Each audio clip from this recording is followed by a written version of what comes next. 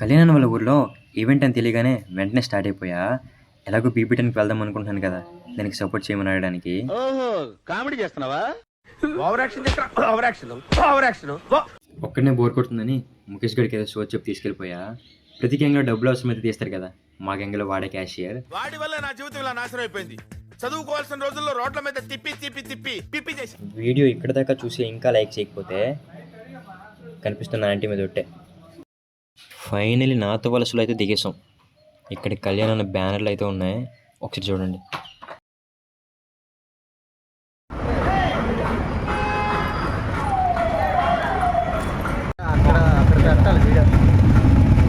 Finally Kalyan పడల దగ్గరికి అయితే వెళ్ళిపోతున్నాం. బస్ ఎక్కాం, ఇప్పుడు ఆటో.